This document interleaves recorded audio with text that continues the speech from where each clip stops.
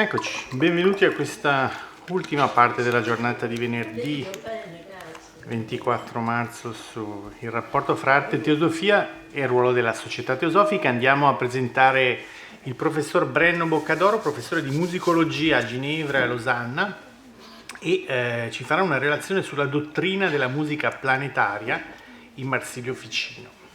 Ringrazio per l'invito che mi dà l'occasione di calcare il patrio suolo come Ulisse che torna in patria dopo un'erranza. Ho preparato un testo per tenere i tempi. Un collega, Georges Starobinski, il figlio di Jean, che ha perso un concorso all'Università di Friburgo perché non ha letto un testo. Vorlesung auf Deutsch. Io ho preparato un testo, è una pizza, ma tiene i tempi, ha il vantaggio di evitare le modulazioni e le tonalità lontane, come mi capita spesso. Non sono più professore all'università, lo sono stato, sono in pensione, pensionato, sono stato professore di teoria musicale all'Università di Ginevra e al Politecnico di Losanna, che ha un collège des humanités. Voilà. Considerato il nesso che avete stabilito fra arte e spiritualità, ho pensato che un esercizio passibile di un certo riscontro, forse qui, sarebbe quello di dar voce al maggiore esponente del neoplatonismo fiorentino, che è, come sapete tutti, il divino Marsilio Ficino. Vorrei interrogare i suoi scritti su di un punto preciso, che viene spesso evitato dagli storici della filosofia, perché forse è questione di competenze. La signora che ha parlato prima ha parlato di connettività e ha parlato di amore. Io parlerò di connettività e parlerò anche dell'amore e dell'armonia. Vorrei spiegare la relazione che sussiste negli scritti del Ficino fra la matematica armonica pitagorica, la teoria matematica dell'armonia e il ruolo che questa matematica ha avuto sui discorsi neoplatonici circa le funzioni transitive dell'anima. Con questo termine intendo gli scambi di informazione della psiche con il mondo fisico e incorporeo, e anche fisico e metafisico, l'intelligibile e il sensibile. Nel tempo a mia disposizione vorrei, ripeto, mostrare che fu la teoria armonica il punto di riferimento per eccellenza di questi discorsi, delle letture neoplatoniche di questi fenomeni di comunicazione con l'aldilà. Anzitutto perché il Ficino, lo sapete tutti, inizio con delle banalità, poi arriverò al nocciolo, perché si tratta della persona più influente, dell'autore più rappresentativo del Quattrocento e anche dei secoli che seguiranno, l'interprete per eccellenza del neoplatonismo fiorentino. Al termine della sua carriera avrà reso all'Occidente latino la traduzione di una dovizia cospicua di testi inaccessibili ai soli latinisti, vale a dire l'opera Omnia di Platone in latino, le Eneadi di Plotino, Porfirio, il De Sensu di Teofrasto, il De Insomnis di Sinesio, i testi pitagorici, gli scritti maggiori del Corpus Hermeticum e via dicendo, cose che vi interessano, credo. Inoltre è certamente il filosofo del suo tempo più addentro, il neoplatonico, per i secoli, più addentro in materia di teoria musicale, cose che non si sanno molto, che non vengono ripetute spesso nella storia della filosofia. Per accedere ai luoghi di Platone in cui Platone ha fatto allusione alla musica, l'entrata all'Accademia è proibita a chi ignora le scienze matematiche, dice Platone. Quindi il Ficino, per accedere, per commentare Platone, svolge uno studio completo della teoria musicale greco-latina sul trattato di Teone Smirneo, che è arrivato giù fino a noi in calce all'opera Omnia di Platone come mode d'emploi, si dice in francese, per accedere a Platone. È un trattato che vi consiglio di leggere perché è diviso in 4 discipline del quadrivio: aritmetica, armonia, geometria, astronomia, e il testo si chiama Delle conoscenze matematiche, ton mathematicon cresimon, utili per la lettura di Platone. Quindi si indirizza agli studenti dell'Accademia Platonica, che è ancora aperta a Atene in quegli anni lì. Fu chiusa da Giustiniano. Non da ultimo il Ficino esercita la medicina, medicus mediceus come si autoproclama, è il medico di Cosimo di Medici come il padre, e esercitare la medicina alla corte dei Medici e in quanto medico ebbe la più grande dimestichezza con le dottrine sull'anima e le sue potenze. Un testo che per noi musicologi è di importanza capitale, conoscenze che svolsero un ruolo fondamentale in quegli anni per chi tentava di ricostruire le idee antiche di Aristotele, Platone, dei Pitagorici sul potere psichico della musica greca che agisce sull'anima con l'efficacia di un farmaco, che altera gli stati d'animo con l'efficacia di un farmaco. E queste dottrine passano attraverso l'antica psicologia, i discorsi sull'anima e le sue potenze, come mai la musica agisce sull'immaginazione, sul corpo, sugli umori, eccetera. Ficino spiega tutto, Ficino sa tutto su queste cose, viene consultato dai teorici del contrappunto. Il mio collega che sta qui, che è musicista, conosce certamente Franchino Gaffurio, che è il musicista amico di Milano, amico di Leonardo da Vinci a Milano, e Ficino ne sa più del Gaffurio in materia di musica greca e moderna che non il Gaffurio, per il semplice fatto che Gaffurio non legge il greco antico, mentre il Ficino ha letto tutto, ha letto Tolomeo, ha letto Aristoseno di Taranto in più copie, ha letto Aristide Quintiliano, tutti testi greci che nel Rinascimento diventeranno la noce del ritorno all'antico e della musica moderna. E su questa reinterpretazione, con questo dialogo, cito il testo di Vincenzo Galilei, dialogo della musica moderna con la musica antica. Il padre di Galileo era un musicista teorico. La musica moderna dialoga, e la cosa da ritrovare è appunto la chiave di questo potere psichico della musica, perché la musica greca agiva con una tale efficacia sugli stati d'animo. Tutte le scoperte del Rinascimento vengono giustificate da questa ricerca. Il basso continuo è un tentativo di ritrovare questo potere, il madrigale italiano con l'imitazione dei testi è una risposta a questo potere, la teoria degli affetti che viene creata nel Cinquecento è una risposta a questa cosa. Persino la nascita dell'opera a fine Cinquecento è un tentativo di rispondere a questa domanda: perché la musica greca agiva con una tale efficacia sulla psiche. Quindi voilà, è una persona molto istruttiva da interrogare su arte e spiritualità. Procediamo per esclusione dalle cose più semplici alle cose fino al nocciolo della questione. Come funziona l'universo del Ficino? Come quello di Platone, molto vicino. Si tratta di un'emanazione sferica, come la consonanza, dice il Ficino, nata dall'espansione di un'unità incorporea nello spazio e nel tempo. Come nel Timeo platonico, la creazione è l'opera di un demiurgo musicista che crea il mondo organizzando il caos. Non lo crea, ma lo organizza tramite le leggi dell'armonia matematica, dell'armonia musicale. Nel Timeo, per chi l'ha letto, c'è un demiurgo che si trova davanti a un cratere, che è lo strumento in cui crateo si mescolano gli elementi, e crea l'anima e il corpo del mondo, mescolando nel cratere delle parti di realtà definite come l'uno e l'altro, l'ordine e il disordine. Due parti assolutamente contrarie. Se il mondo fosse retto dall'altro, genererebbe dei mostri, teste senza le orecchie, occhi senza testa, corpi senza le braccia, come nella fantasia di Empedocle, quando il mondo viene retto dalla discordia. Se il mondo fosse retto dall'uno, dall'unità, non sarebbe mai uscito dal suo nucleo. Ma il matrimonio, la partecipazione dei due elementi, un freno inibitore impari e l'alterità, creano una varietà, una moderata varietas che ha dato nascita all'anima del mondo. Il demiurgo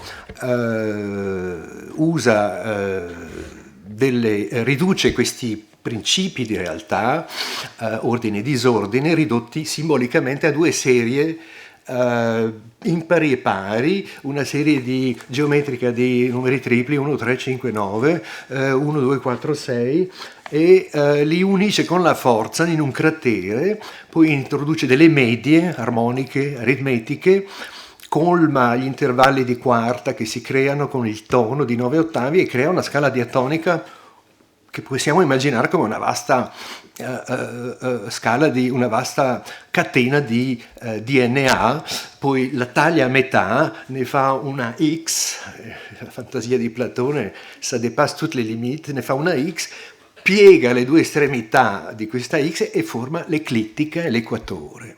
Ed è così che nasce l'anima nel mondo. Platone dirà è come quella sfera armillare con la quale si rappresentano i cieli. Poi il demiurgo creerà 7 pianeti che introduce fra l'eclittica e l'equatore. Ecco che dà il via e i pianeti iniziano in una danza, come dice, una danza eterna, infinita, da un'immagine mobile dell'eternità. Magnifica espressione di Platone nel Timeo. Queste idee il Ficino le fa sue. L'immagine geometrica simbolica della creazione della psicogonia dell'anima nell'universo, come la chiamano nell'antichità, è questa, vale a dire una struttura piramidale a forma di lambda, semplice al vertice e complessa nell'ipotenusa, simbolo l'ipotenusa del caos indeterminato, della dicotomia all'infinito, perché fra due punti tu puoi dividere a metà e poi dividi ancora a metà e poi ancora a metà. È il paradosso di Zenone. È questo che l'anima viene rappresentata con un triangolo, in basso il 2 e nella parte superiore l'unità che si declina, che si dirama nello spazio, nel tempo, nella dicotomia all'infinito, in questa linea che è poi il simbolo del divenire della materia. Physis in greco significa il divenire. Non voglio togliermi dal testo, l'elevazione della mente in questo universo dalla materia all'incorporeo nel Ficino segue una scala di 5 gradi, puoi fare la prossima per piacere, 5 gradi esistenziali: il corpo, la qualità, l'anima, l'angelo e Dio. Il motore e l'impulso della funzione mediatrice, fate attenzione a questo termine che ricorre nella mia bocca, perché la funzione mediatrice viene dalla musica, e questo è il mio assunto. Vorrei mostrare la maniera in cui è stata la teoria matematica dell'armonia a ispirare quest'idea di una funzione transitiva, mediatrice fra la mente, il cielo, fra le parti del cosmo. Il motore, quindi l'impulso, la signora come si chiama? Mazzotta. Non lei, quella prima, la vostra corrispondente. Fanosta. Ecco, ha parlato di congiunzione, ha parlato di connessione, ha parlato dell'amore, e questi termini sono connessi nel Ficino, come in Platone del resto. Quindi l'impulso della funzione mediatrice dell'anima è l'amore. È l'anima che serve da mediatore fra Dio e il mondo, perché l'anima è situata non a caso nel terzo posto, che è la media aritmetica fra 1 e 5. 1 più 5 è 6, diviso 2 è 3. E Ficino dirà l'anima è l'elemento mediatore, è la media del corpo. È nell'anima che hanno sede le strutture matematiche dell'universo. Gli angeli pensano matematicamente, lo dice anche Dante, è una teoria assolutamente cattolica. Voi che intendendo il terzo cielo movete, gli angeli fanno ruotare i cieli, sono stati sostituiti alle sfere durante il cristianesimo, alle sfere antiche. Gli angeli hanno, Ficino dice a un certo momento, parla dell'anima umana, vitam daemonum agit prout mathematica speculatur. L'anima umana conduce la vita degli angeli nella misura in cui specula sulla matematica. Magnifica, nella teologia platonica, è assolutamente straordinaria. Lo strumento dell'amore è lo spirito, spiritus astrale, di cui sapete, copula mundi, dice il Ficino, copula mundi, anello di connessione del mondo, stabilisce anch'egli un nodo unificatore, un modulo unificatore fra la materia, l'uomo e il mondo incorporeo. Lo spirito, lo sapete, penso, immagino, non so quanto sapete, quindi uso lochi topici nei quali tutti si riconoscono, come insegna la retorica. Lo spirito accompagna l'anima umana durante la sua discesa nel corpo, come in Porfirio, il Ficino lo dice, ricevendo l'impronta dei pianeti che determineranno il destino dell'individuo, ma può anche trascinare l'anima con sé, mettere le ali, spinta dall'amore, dall'entusiasmo, e condurre la mente nei cieli o all'inferno. Durante il sonno, l'estasi, i sensi tacciono, Questa è la spiegazione che si dà durante il Medioevo di questi fenomeni dell'excessus mentis, della profezia, durante il sonno, quando i sensi tacciono, durante l'estasi, durante il delirio profetico, il vaticinio, l'anima si stacca, una parte dell'anima, lo spiritus fantasticus, si stacca e può andare a viaggiare nell'universo dal paradiso all'inferno, inviando al corpo che rimane in vita qui delle informazioni che sono inaccessibili al pensiero discorsivo, forme fantastiche che l'artista deve poi interpretare. Dante, quando torna dal paradiso, non sa ripetere quello che ha visto. Ha visto Adamo, torna con delle lettere incomprensibili, delle cifre, vabbè. E questo durante lo spirito fantastico che si può staccare dal corpo. Si può anche incarnare in una bestia feroce, lo dicono i maghi, lo spirito fantastico. E qui entriamo, la dottrina comincia a puzzare di zolfo, e i padri della Chiesa lo sanno, e attenzione a chi gioca con queste cose. Ne fecero l'esperienza dello spirito fantastico Dante, Virgilio, Elia, San Paolo durante il raptus al terzo cielo, citato dai neoplatonici fiorentini, i musicisti naturalmente che durante l'ispirazione si mettono in contatto con gli angeli. I pittori, mi dispiace per i pittori che stanno qui, non vengono ancora ammessi, sono parti delle arti meccaniche troppo pesanti, troppo poco spirituali per entrare nel Parnasso della malinconia e del genio malinconico.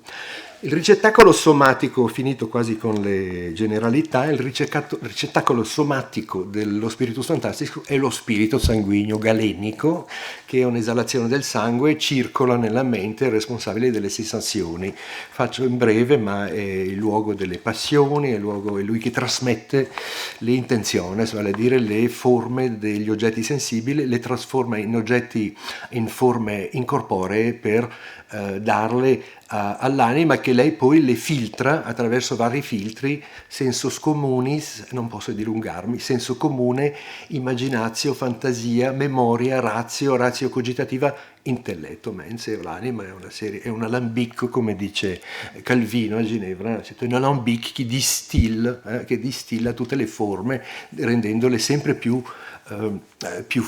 raffinate. Qui le metafore sul vino nelle accademie italiane: raffinato io raffino, alterato io raffino, dice Zarlino nell'accademia, dice: io sono alterato nello spirito dalla malinconia, come il vino raffino gli spiriti sottili che poi salgono nelle parti superiori dell'intelletto. Quindi cosa facciamo? Nel tempo a mia disposizione vorrei mostrare perché, questo è il mio soggetto, perché i discorsi sulla funzione transitiva, queste cose che sto descrivendo, sarebbero state impensabili senza la teoria musicale. Questa è la mia tesi. Senza il modello della teoria musicale. Il pitagorismo, premetto, il pitagorismo di cui parlo io è il pitagorismo pre-platonico, che è un materialismo.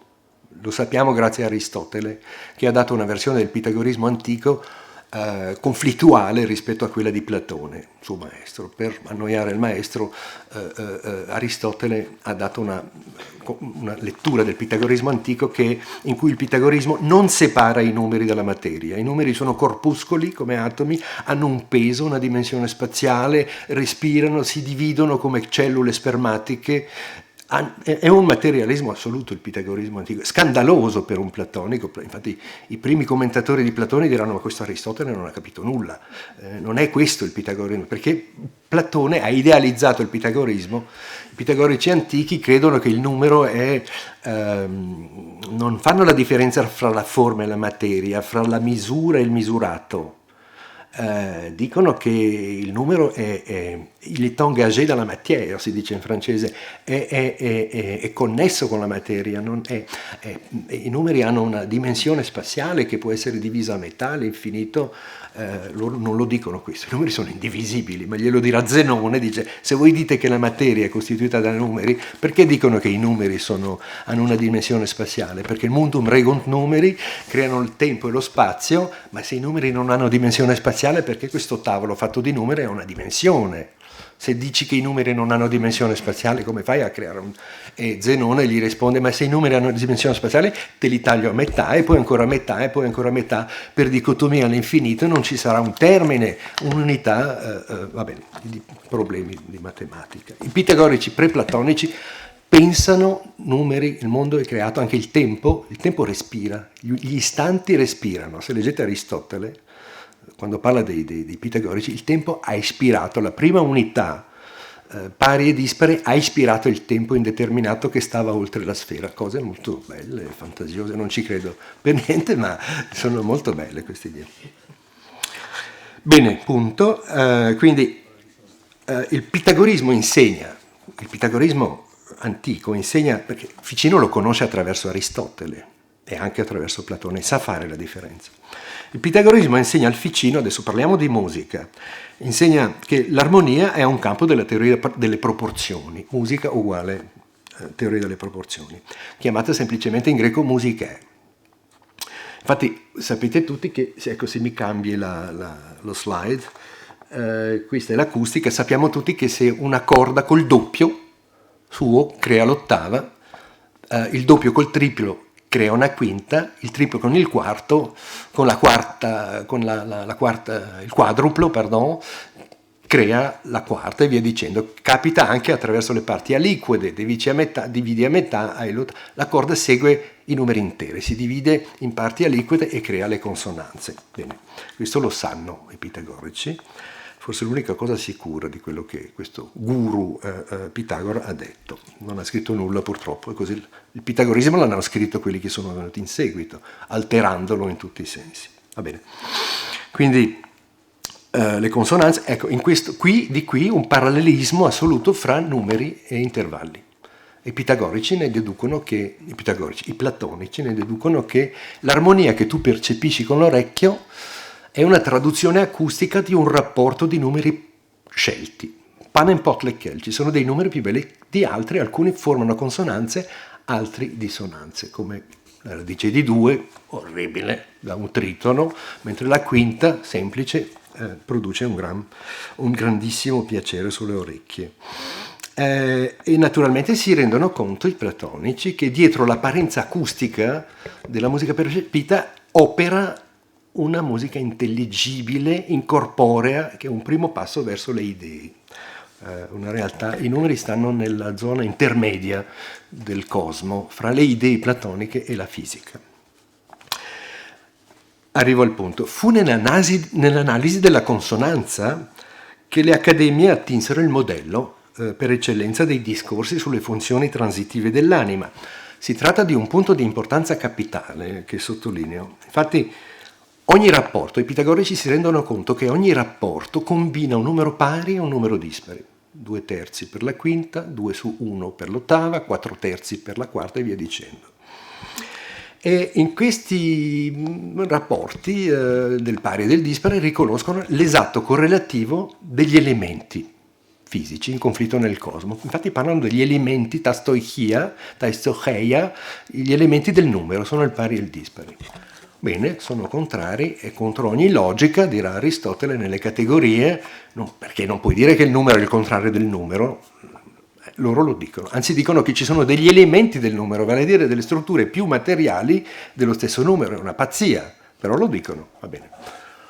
È importante, e questa cosa attraversa la teoria musicale fino al Cinquecento, i numeri sono elementi contrari, sono i contrari che si armonizzano, che la musica armonizza, come l'armonia matematica armonizza gli elementi nel cosmo, ma i numeri sono elementi del numero, bene. Sostituiscono gli elementi, bene. Però si tratta di spiegare per quale motivo il pari e il dispari contrari si sposano amorevolmente nella consonanza. Come lo spiegano? Lo spiegano, la risposta la trovano nei metodi di analisi dei numeri che loro adottano, che sono gli antenati del pallottoliere. I pitagorici calcolano con dei ciottoli, dei sassolini distribuiti sulla sabbia. Forse se mi metti la prossima cosa viene fuori? Sì, viene fuori proprio quello che mi interessa. Distribuiscono dei sassolini sulla sabbia e poi guardano numeri triangolari, quadrati, sono quelli che tu ottieni aggiungendo gli impari, aggiungi i dispari, ottieni dei numeri quadrati, è per questo che si chiamano quadrati. 1 più 3 fa 4 e 2 per 2, capito? Poi i numeri rettangolari, 2 su 3, 4, è per questo che si chiamano numeri quadrati, perché li inseriscono in strutture quadrate che evolvono in maniera lineare i quadrati. Gli impari, vedi, lo chiamano, non so, mi dispiace parlare a battaglia più perché mangio il tempo, ma chiarifica, credo, hanno queste due squadre, lo chiamano gnomon, hanno una squadra e inseriscono all'interno dello gnomon dei numeri dispari per provare che il dispari mantiene le forme nella loro unità, come Platone diceva, infatti Platone 1, 3, 9, 27, il dispari è l'unità. Perché? Perché se tu aggiungi i dispari ai dei numeri quadrati, il lato è sempre uguale, la serie cresce, non così col pari, perché il pari tu aggiungi 2 su 1, 2 su 3, 4 su 3, i lati modulano all'infinito, perché 2 su 1, 2 contiene 1 un numero intero di volte, ma 3 contiene 2 più contiene 2 una volta più la metà di 2, è 1 più la metà, 3 su 2, quindi c'è già qualcosa di rotto. 4 terzi peggio, 1 più un terzo. La quarta quindi è più dissonante che la quinta, e questo è l'argomento che ho usato fino a Eulero, il matematico, per spiegare la dissonanza matematica degli intervalli. Più la serie cresce, più finisci nel caos. 81-80 non lo puoi sopportare in un'orchestra, se dai 81-80 a due trombe le signore hanno i capelli rizzati come elettrificati. Boh. E quindi i pitagorici speculano su queste cose e rappresentano la quinta e cosa capiscono? Si vedono che un numero contrario come il 3 designa un suono grave, 2 un suono acuto in termini di lunghezza di corde, però si sposano perché? Perché c'è qualcosa in comune fra questi due insiemi conflittuali. Cosa c'è di comune? C'è l'unità, quel sassolino rosso. Quindi arrivano alla conclusione che l'armonia, in realtà la consonanza, è uno scambio fra elementi eterogenei dovuti a un modulo unificatore comune. Vale a dire, c'è armonia quando è un modulo. Apparentemente si tratta della scoperta dell'acqua calda, come dicono a Ginevra, ma no, perché ci sono dei rapporti che non hanno misura comune, che si traducono in musica con una dissonanza assoluta, che è come il tritono, do fa diesis, è la radice di 2 dell'ottava, non c'è misura comune, assolutamente. È l'antitesi della bellezza nell'antichità greca, lo chiamano alogos, un rapporto senza rapporto. Logos è il rapporto, alogos è l'assenza di rapporto. Un termine molto interessante che in latino si traduce con absurdum. Quando un matematico parla dei rapporti razionali, dice rationes absurde. Cicerone, quando sente un cantante che canta storto, canta falso, dice canit absurde. È interessante perché c'è l'assurdità del rapporto, l'assurdità logica, e poi c'è surdus, non lo puoi sentire. Il termine assurdo, un termine matematico, ha conservato questa connessione con la musica. Questo per dire che la matematica pitagorica ha insegnato che armonia rima con comunicazione, scambio, fusione, condivisione. È importantissimo.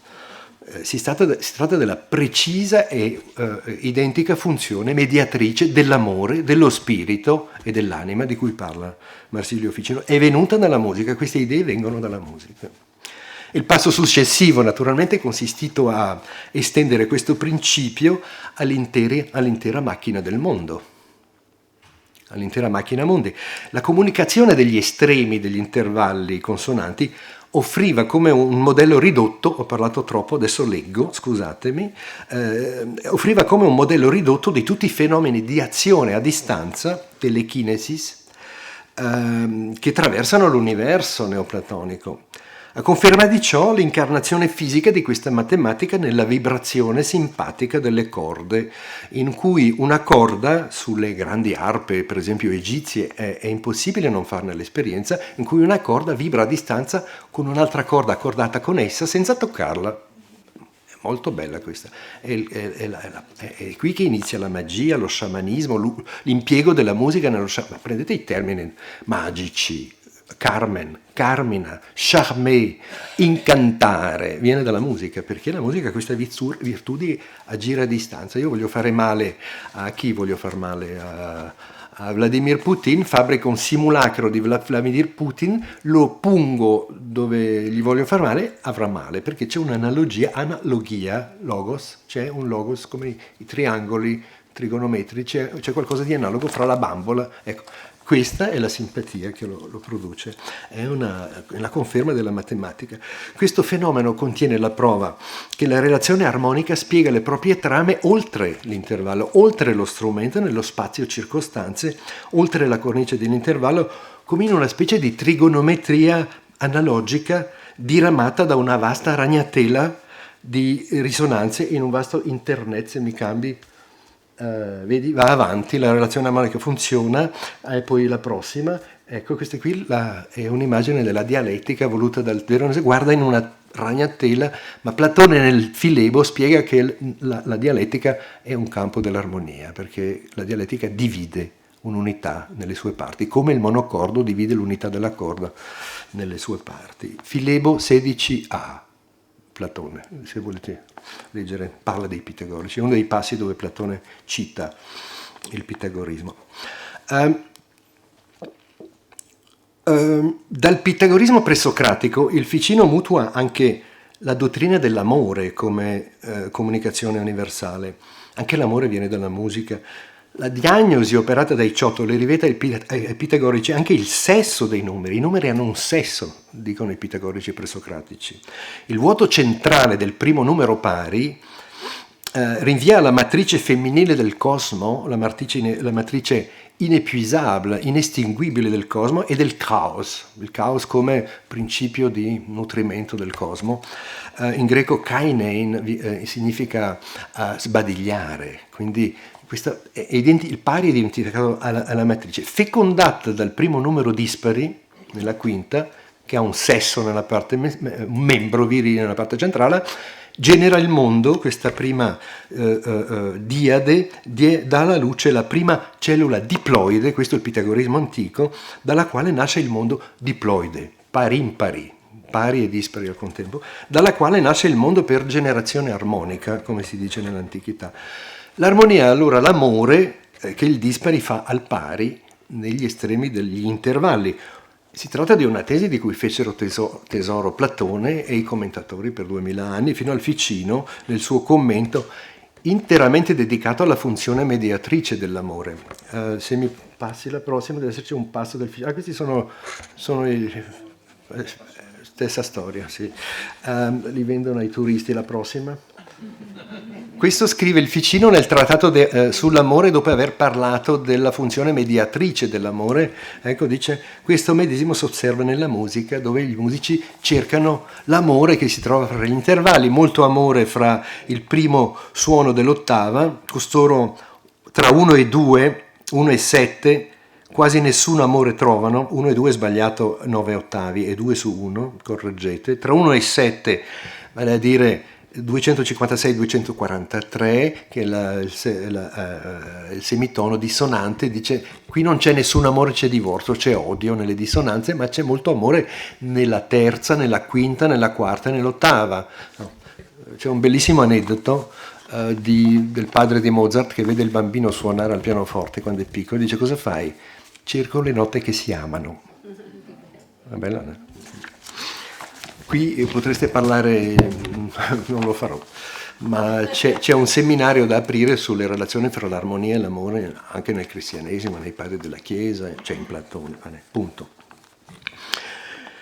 Ecco, quindi lo spirito, l'amore, l'anima come connessione. Che l'armonia universale potesse stabilire dei legami fra la mente e il cosmo era una certezza di ordinaria amministrazione nei misteri antichi.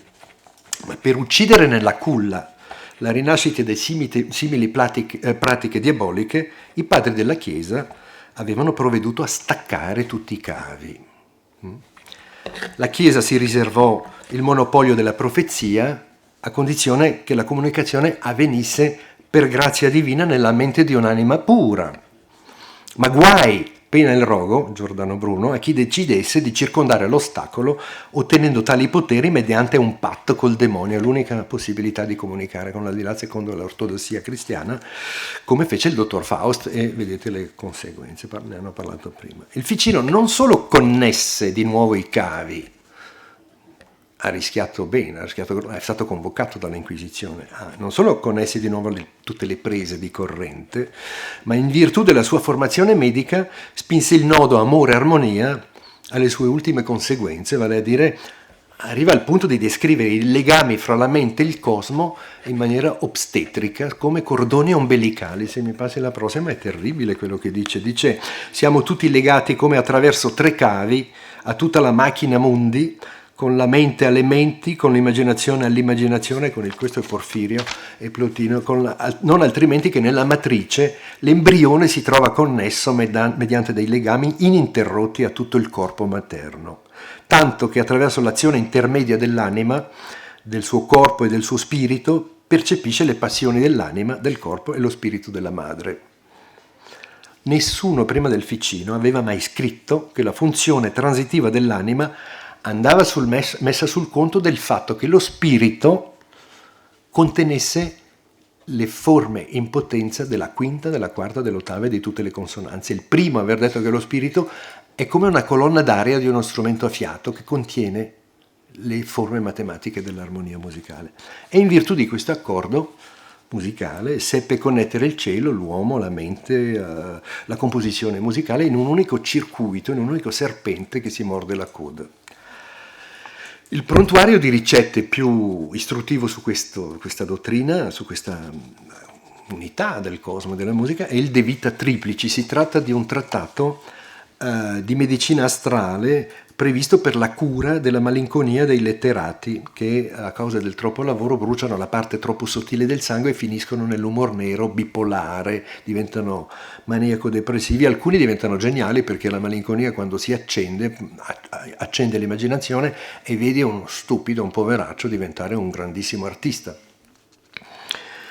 Il lettore trova in questo libro una dieta completa di rimedi fisici, erbe medicinali, talismani, ma chiaramente la terapia più efficace, lo dice lui, il medico dice la musica è più efficace che le erbe della farmacopea. Allora iniziamo dall'alto, poche pagine ancora per voi. Il cielo, scrive il Ficino, è composto con proporzione armonica, bella, puoi forse girare il 10° slide. Quoniam vero celum est armonica ratione composito movetuque armoniche, si muove armonicamente et harmonicis motibus atque sonis efficit omnia, merito per harmoniam solam non solum homines sed inferior, muove non solo gli uomini ma tutte le cose inferiori. Il cielo si muove armonicamente. È una grande boîte à musique. Come capire questa frase? Caldi e freddi, secchi e umidi, i pianeti formano il correlativo celeste dei 4 umori. Le loro qualità copulano e divorziano nelle congiunzioni astrali, formando equilibri e discordanze che comunicano al mondo prosperità e disastri, come vuole la parola latina disaster, distemperamento astrale, viene da lì, no? Leggendo il Tetrabiblos di Tolomeo, un trattato di astrologia, la fonte par excellence dell'astrologia greco-caldaica nel Medioevo latino, impara a calcolare gli intervalli musicali dello zodiaco. Oggi avrei usato il quadrante dell'orologio, non so se ne avete uno al polso, potete divertirvi. Solstizi e equinozi dividono in 4 il quadrante, che formano 2 ottave e 2 quarte musicali. Le 12, l'inizio dell'anno, alle 12, forma con le 6 di sera, con il diametro, l'ottava. Le 4 del pomeriggio e le 8 di sera formano delle quinte. Le 3 del pomeriggio con le 9 del pomeriggio formano 2 quarte, quindi formano congiunzioni, divorzi, opposizioni che l'astrologo deve analizzare per sapere come trarre profitto dal cielo. Durante il moto orbitale i pianeti si armonizzano o divorziano, si amano o si odiano, come dice nella matrice, ancora una volta, dell'anima mundi. Sono maniaci sessuali. Come gravida, dice il Ficino, essa immagina, l'anima mundi immagina i corpi fisici, gli eventi naturali in maniera proteiforme, liberando nel mondo delle forme matematiche chiamate logoi spermaticoi, ragioni seminali. Sono forme matematiche che circolano nel mondo e governano la generazione degli esseri, però circolano attraverso lo spirito, e naturalmente la musica è in grado di adescarli, come dice lui. Anima mundi, virtute sua procreat quasi tumens. L'anima mundi, no, questo qui è l'analisi armonica dello zodiaco. Vai avanti ancora. No, questo ci arriviamo. Quindi dice: l'anima del mondo, non ho il testo, partorisce come fosse gravida, quasi tumens, come fosse gravida, lo spirito etereo e con esso le ragioni seminali, formule matematiche. E poiché le forme matematiche procedono, quelle fisiche, nei gradi esistenziali del mondo, cito, nessuno poi si stupisca che l'anima possa essere adescata per mezzo di forme materiali, dal momento che proprio essa ha prodotto esche nei corpi fisici, e in questo genere attraverso le ragioni, esche di questo genere attraverso le ragioni seminali.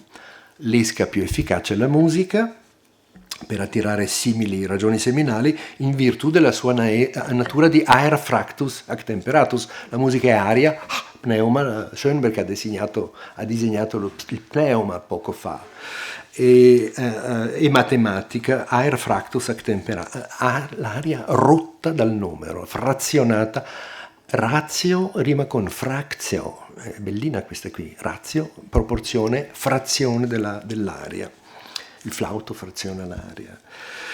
Le proporzioni musicali, dice il Ficino, sono costituite da numeri, sono come figure, forse la prossima slide. No, lasciala questa, lasciala.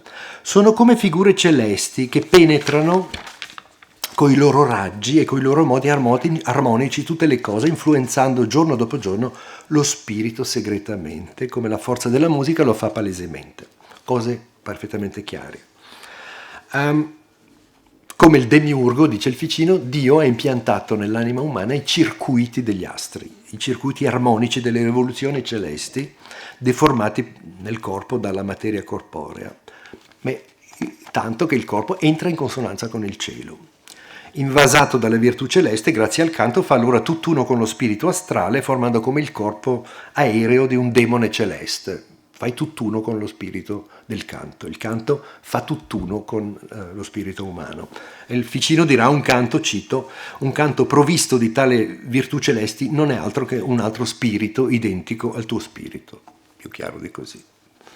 Di qui il soggetto del De Vita, dedicato alla purificazione dello spirito, alla catarsi dello spirito attraverso le virtù celesti. Tu devi fabbricare dei talismani, cercare delle tonalità che ti sottopongono all'influenza di Saturno. Se sei invaso da Marte, tu cambi, tu ti metti sotto le influenze benefiche, insomma.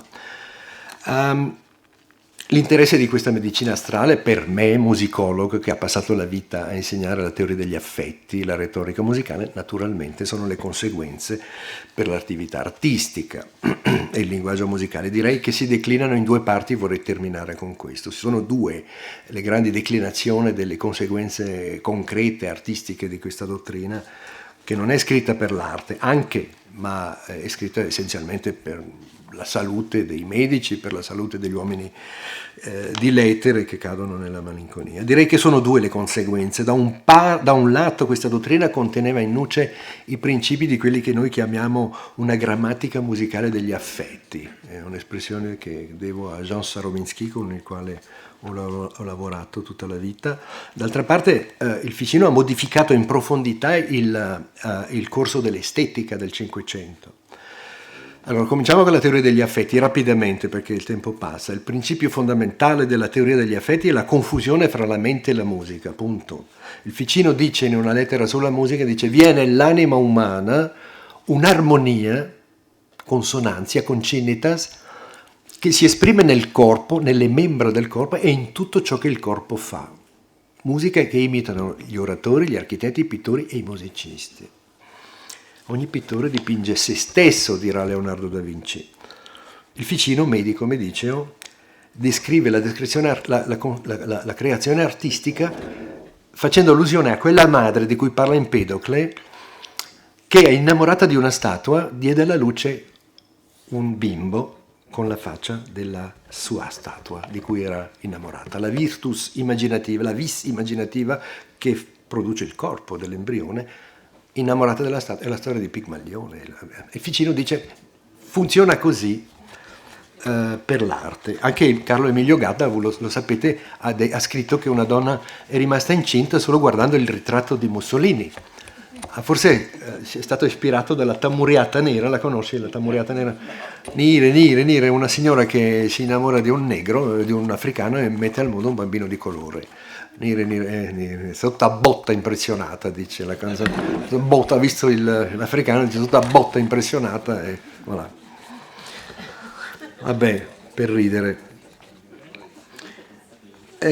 Come quella madre, l'artista plasma una forma, dice il Ficino, plasma una forma nell'immaginazione, è bellissima questa, e per poi incarnarla nel corpo del contrappunto. Il contrappunto è un corpo aereo, scegliendo le tonalità, i ritmi, gli intervalli, eccetera, in funzione del proprio temperamento. Un artista malinconico sceglierà una musica collocata nel grave, con delle dissonanze, perché la malinconia è una dissonanza. Vabbè.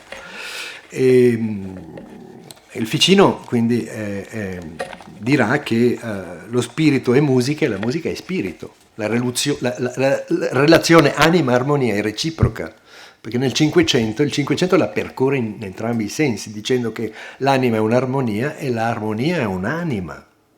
Vuol dire che l'armonia è un doppio psichico della musica, è uno specchio del temperamento, e Ficino non ha esitato a spingere questa metafora alle sue ultime conseguenze dicendo lui sapeva abbastanza bene il greco, aveva una dimestichezza sufficiente del greco antico per sapere che il termine melos in greco, non so se lo sai, se te lo do, melos, la radice di melodia, rinvia in greco antico alle parti anatomiche degli animali, melea, falangi, falangette, i bambini focomelici, sai che hanno le mani, melea sono le parti anatomiche. Perché? Perché la melodia fabbrica dei segmenti che vengono articolati nello spazio armonico attraverso precise formule matematiche, rapporti matematici.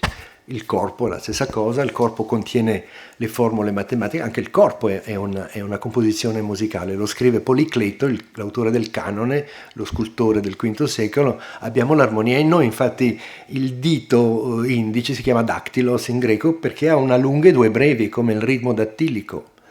E la misura dell'unghia, scrive Policleto in un passaggio conservato da Galeno, è l'unità di misura del corpo, perché misura un numero intero di volte la falangetta, la falange, il carpo, il metacarpo, come se il corpo fosse un sistema armonico, per cui Leonardo da Vinci iscrive il corpo in una... I pitagorici scrivono che il corpo si è sviluppato per generazione armonica, da una cellula diploide che forma... C'è un testo... Mi dispiace, non riesco a non dirla, ma se leggete il regime di Ippocrate, il Peridiaites, c'è un frammento pitagorico che dice che parti maschili e femminili si incontrano nella matrice femminile, formano una prima cellula diploide che poi si divide e entra in una parte armonizzata nel ventre, nella quale si trovano la quinta, la quarta e l'ottava. Se le cellule si dividono secondo intervalli dissonanti, ne nasce un bambino deforme. Ma se si dividono armonicamente, tu puoi iscrivere il corpo umano in una struttura armonica, 9 ottavi fra il collo e il corpo, 4 terzi fra le gambe. I pittori del Cinquecento hanno fatto tesoro di queste cose. Il Ficino spinge questa concezione antropomorfica della musica al punto di scrivere quanto ha scritto qui. Non so se lo vedete, no? Prima. Quello prima, no? Questo. No, vai avanti. No. Tornando indietro. No, vai avanti. Avanti. No, non c'è, vabbè, forse non c'è. Il Ficino dice: Iam vera materia ipsius concentus prior est ad modum. Dice: la materia del canto, della polifonia, è simile al cielo, molto più simile al cielo che la materia della medicina. Infatti si tratta di un'aria quasi calda che respira, il contrappunto respira, dice, il contrappunto respira, tiepido, che è composto di articolazioni e di arti, di membra, come un animale che non solo è portatore di un affetto, verum etiam significatum afferens quasi mentem. Il contrappunto veicola un significato come una mente, al punto che puoi definire il contrappunto un animale aereo e in un certo senso razionale. Perché? Perché la parte razionale del contrappunto è il testo cantato, lo spirito è il suono che lo circonda, e quindi il contrappunto è un animale vivente. La parte materiale, il corpo del contrappunto sono i suoi 4 umori, dice il Ficino, ossia il basso, il contralto, il basso, il tenore, il contralto e il soprano. Delle analogie con gli elementi permettono di concludere che il basso corrisponde alla malinconia e alla terra, perché la terra è la più bassa nell'ordine degli elementi, il soprano corrisponde al fuoco e alla bile gialla, correlativo del fuoco nel corpo umano, e poi il sangue e la pituita che corrispondono al tenore e alle parti intermedie. Il contrappunto è un sistema di elementi. Di qui è la base della teoria degli affetti del Cinquecento, vale a dire che la teoria degli affetti è un'alchimia a 2 componenti, ciò che sale e ciò che scende, il grave e l'acuto.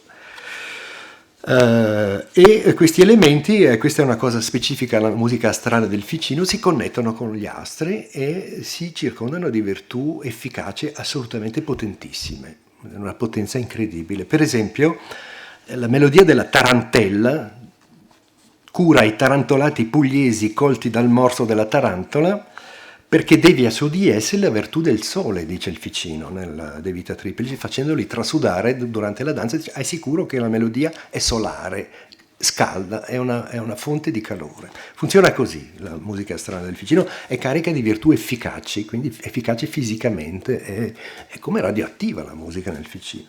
Ai primi del Cinquecento queste corrispondenze entrano nei trattati di musica, non so se è il frontispizio del... mancano forse...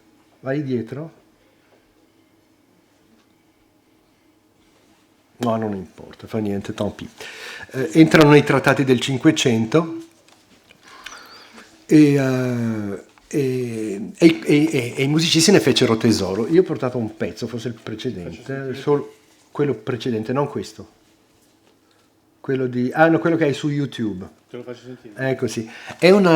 È un'immagine della malinconia. Il Ficino dice il contrappunto è un corpo, ma la malinconia è un umore dissonante, dice il Ficino, che fa alternare momenti di follia e di depressione. Questa è un'immagine della malinconia, è scritta per 4 bassi, 4 soggetti cromatici, è carica di dissonanze e ogni parola è illustrata sistematicamente con una figura che è carica di senso. È un'illustrazione della teoria degli affetti che traduce sistematicamente ogni parola. Forse sì, vai.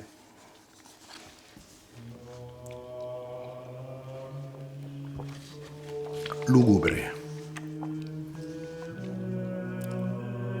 4 bassi come la malinconia.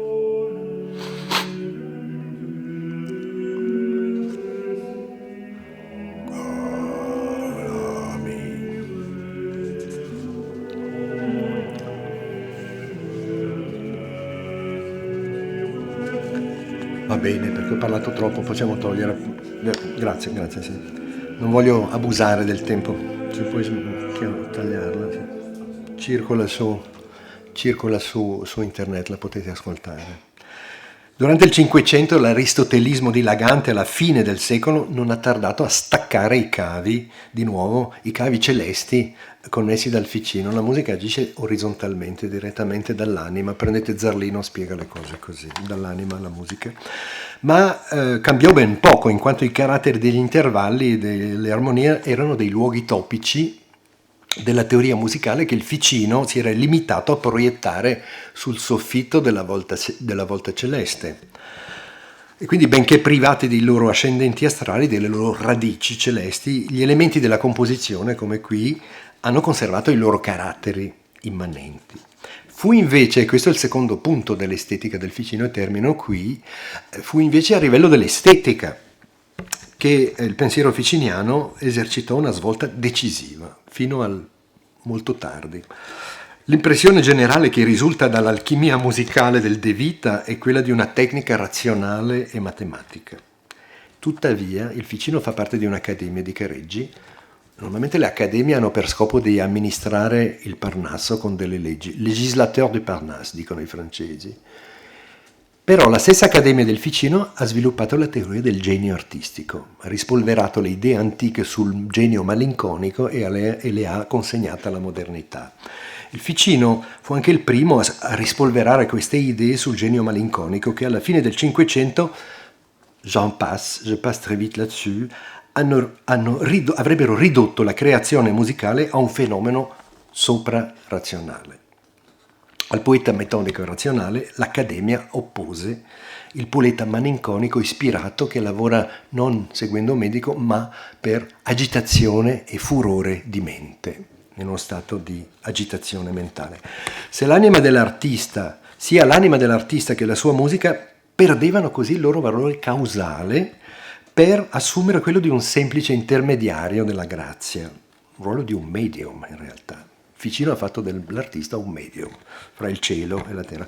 Come nel flauto magico di Mozart, il musicista è un uccellatore,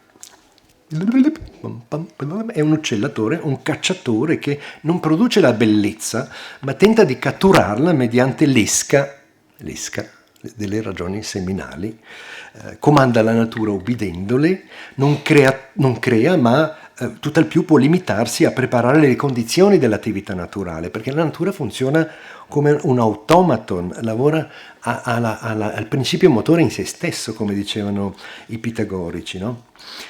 Il musicista ritarda o accelera i processi naturali rischiando di non poterli arrestare, come l'apprendista stregone nel poema di Goethe, l'avete visto al cinema, Walt Disney, quel bambino che manda in movimento le scope, non le può più arrestare. È un tema magico questo che si trova nello sciamanismo. Tu lanci la formula, attenzione, perché la natura non si arresta, è come un treno che tu spingi, perché la natura procede automaticamente. L'artista non è più la causa del moto, è semplicemente l'intermediario. Lui mette la natura sulla strada.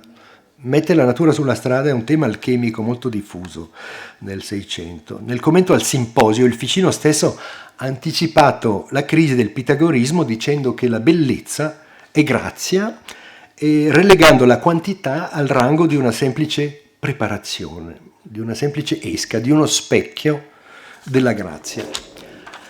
Sul piano della pratica musicale, qui concludo, la dottrina dell'ispirazione, che è in germe, è in nuce in queste cose, ha creato un terreno propizio per l'emancipazione del senso della musica dalla regolarità aritmetica. Il neoplatonismo del Ficino colloca il significato della musica nella sfera transsegmentale delle articolazioni della forma fra gli interstizi della sintassi.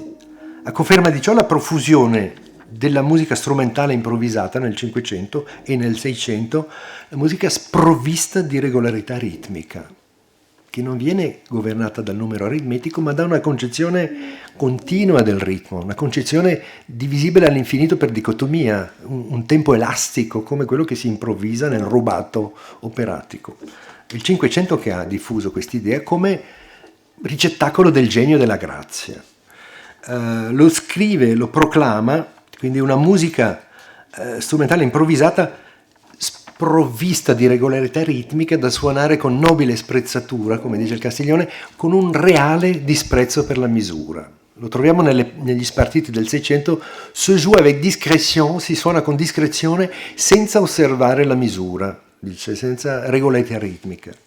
Queste cose le proclama nel Cinquecento un allievo francese del Ficino che è Pontus de Thiard, un neoplatonico francese, in un testo celeberrimo sul liutista magico Francesco da Milano che in una sera in un banchetto dal signore di Ventimiglia prende il liuto in mezzo a una serata di convivi, di una cena, sgombera i tavoli, si mette a suonare e strega l'assemblea.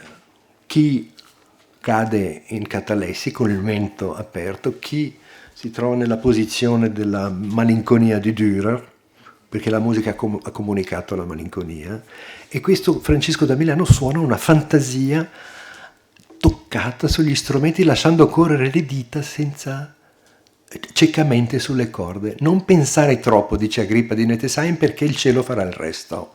Tu devi, col preludio, anabolè in greco, tu prepari le condizioni della grazia, tu metti l'esca, perché è spiritus flatubi vult, chi l'ha detto prima, lo spirito soffia dove vuole, quindi i raggi arrivano e tu con la musica, tu ratisses large, tocchi un sacco di armonie e finalmente, è l'invocazione delle muse dei poeti nell'antichità, dice non ho il potere di cantare un argomento tanto elevato, aiutatemi voi, che Apollo mi aiuti, e quindi i greci cominciano con un anabolè, con un preludio non misurato. Aristotele, si potrebbe parlare un mese su queste cose qui, ma ecco, vi ho fatto una sorpresa, non era previsto, ho convocato il mio amico celeberrimo liutista, uno dei liutisti più noti al mondo, Luca Pianca di Lugano, ha suonato con Noncourt, ha suonato col Giardino Armonico, dà dei concerti, è capace di improvvisare nello stile, ha fatto un disco su Francesco da Milano, è diciamo l'interprete di riferimento per queste cose, sa improvvisare nello stile, vediamo se funziona quello che scrive, che ha scritto Pontus de Thiard, vediamo se la musica riesce a mandarvi in estasi, io ne sono convinto. Diamo la parola. Grazie.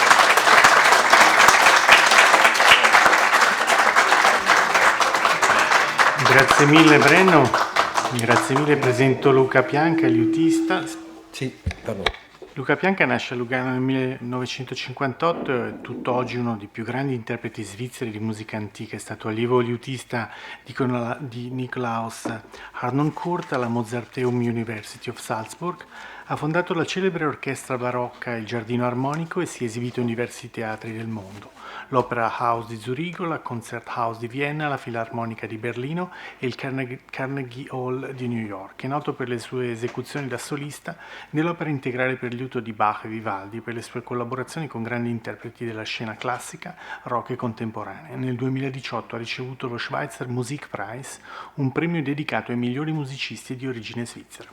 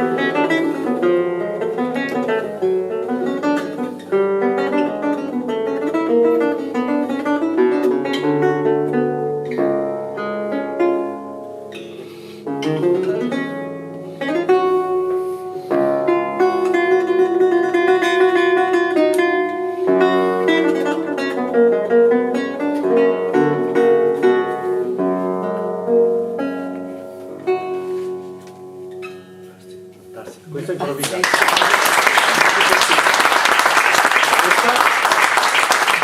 Improvvisata, c'è qualche elemento notato, ma io poi vago un pochino, sì. Come facevano tutti. Sì, esattamente. Ci ripeti che cosa hai suonato? È una toccata di Francesco Arcangeli. Grazie. Francesco Arcangeli. Questo pezzo invece, che è anche un esempio veramente eccezionale di improvvisazione cristallizzata poi sulla carta, è un capriccio cromatico del compositore Pietro Paolo Melli, che era un virtuoso vissuto tra la fine del Cinquecento e l'inizio del Seicento, proveniente, ci dice il frontespizio della sua intavolatura, da Reggio di Lombardia, che è l'attuale Reggio Emilia naturalmente, a quell'epoca era Lombardia, ed è anche questo, lui dice capriccio cromatico composto sopra al qui sotto scritto esempio, ed è l'esempio è una scala cromatica che sale e che scende e basta, è tutto lì. E vediamo che cosa riesce a fare di questa scala cromatica Pietro Paolo Melli.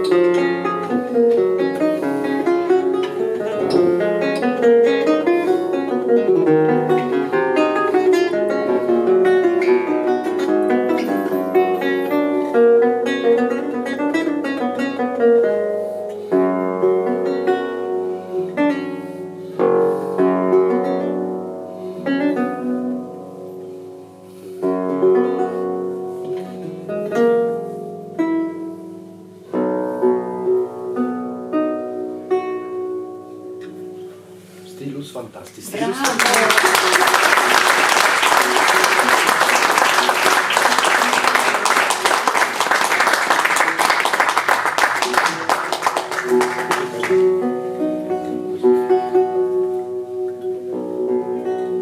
E poi vi faccio un ultimo esempio. Questo è più contrappuntistico, quindi più composto, diciamo, in un certo senso, però è sempre, si chiama preludio, naturalmente in tempi così altamente creativi come furono il Rinascimento e il Seicento, non c'era bisogno di etichettare tutto, no? Di mettere tutto nelle scatoline come poi il Settecento ci ha insegnato a fare in realtà.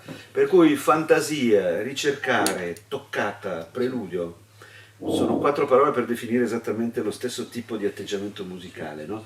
Quindi infatti io vi ho suonato una toccata, un capriccio e adesso vi suono un preludio, però è lo stesso genere di forma musicale in realtà, no?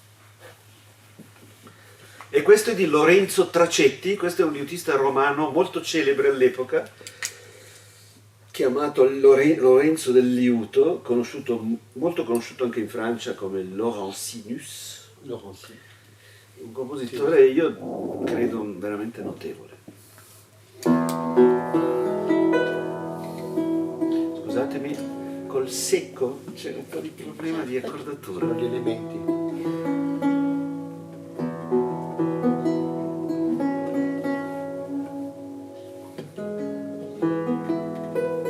Naturalmente lo strumento è montato in corde in budello e quindi con le variazioni climatiche è più sensibile di una chitarra elettrica.